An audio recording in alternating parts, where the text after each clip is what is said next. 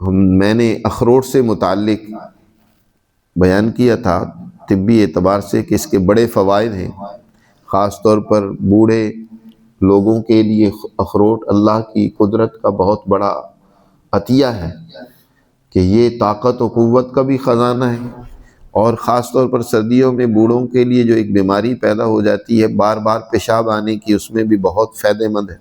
اخروٹ کا استعمال بار بار پیشاب آنے کو بھی روکتا ہے، اور اس کے ساتھ دردوں میں بھی فائدہ مند ہے۔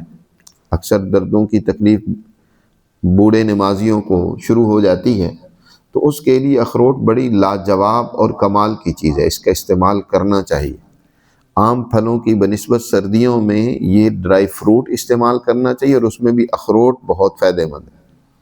لیکن وہ ایک دوست نے سوال کیا کہ جس کا بلڈ پریشر ہے جی، تو وہ کھاتا ہے اخروٹ تو اس کا بلڈ پریشر اور ہائی ہو جاتا ہے، تو وہ کیا کرے؟ جی ہاں چلو ہم بھی کھلا سکتے ہیں جی، ہمارے پاس تشریف لائیں، ہم بھی کھلائیں گے۔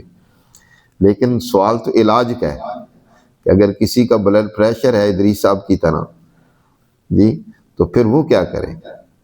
تو اس کے لیے یہ ہے کہ بہت ہی سادہ اور آسان علاج ہے، اور اکثر آپ پہلے لوگوں کو دیکھیں گے یا حکماء کو دیکھیں گے کہ ان کی جیب میں سبز الائچی ہوا کرتی تھی، وہ چباتے رہتے تھے۔ جس کو بھی بلڈ پریشر ہو سبز الائچی اپنے پاس رکھیں۔ بلڈ پریشر کی جتنی بھی میڈیسن ہیں وہ سب کی سب گردوں کو لازمی متاثر کرتی ہے، کیونکہ بلڈ پریشر کی اصل وجہ اور حکمت ہی ہے کہ آپ کی شریانوں میں، وریدوں میں، جسم میں کہیں رکاوٹ ہوتی ہے۔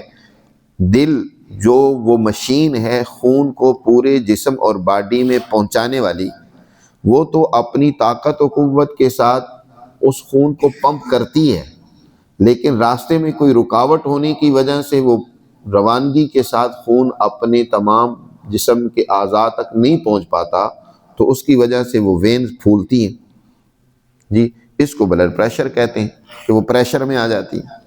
اب عام میڈیسن میں جو ایلوپیتھی میڈیسن استعمال کی جاتی ہے اس میں تو کیا یہ جاتا ہے کہ اس مشین کو یعنی دل کے عمل کو سست کرنے کی کوشش کی جاتی ہے تاکہ وہ اس طاقت و قوت کے ساتھ بلڈ کو روانہ نہ کر سکے، تو پریشر میں نہیں آئے گا، تھوڑا مقدار تو جا ہی رہا ہوتا ہے جسم میں۔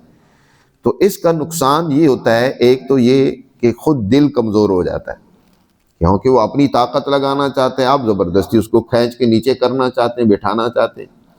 اور دوسرا اس کا اثر گردوں پر پڑتا ہے کہ گردے جو صفائی کا عمل کر رہے ہوتے ہیں، جو فلٹریشن انسان کی باڈی کے لیے گویا کہ وہ فلٹر کا کام کر رہے ہوتے ہیں، وہ صحیح طریقے سے ان پر خون نہیں پہنچ پاتا، بلکہ دوائی کے اثرات وہاں جاتے ہیں، تو جس کی وجہ سے وہ بھی متاثر ہو جاتے ہیں۔ تو اس کے لیے بہترین طریقہ تو یہ ہے کہ اس راستے کی رکاوٹ کو دور کیا جائے۔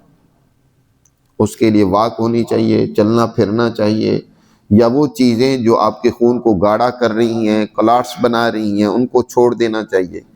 لیکن اس کے ساتھ ساتھ جو سب سے زیادہ مفید چیز ہے وہ ہے سبز الائچی اور لہسن۔ لہسن آپ کی خون کی شریانوں کو صاف کرتا ہے، اس کا استعمال زیادہ ہونا چاہیے۔ اور دوسرا، عام حالت میں جو بلڈ پریشر وقتی طور پر بڑھ جاتا ہے اور تکلیف کا باعث بنتا ہے، اس کو روکنے کے لیے سبز الائچی بہت مفید ہے۔ حکمت میں اور بھی بہت ساری میڈیسن ہیں جیسے چھوٹی چندن وغیرہ، لیکن ان کے بھی کچھ نقصانات ہیں۔ سبز الائچی وہ چیز ہے یا لہسن وہ چیز ہے جس کا کوئی نقصان نہیں ہے، اس کو ہر آدمی استعمال کر سکتا ہے۔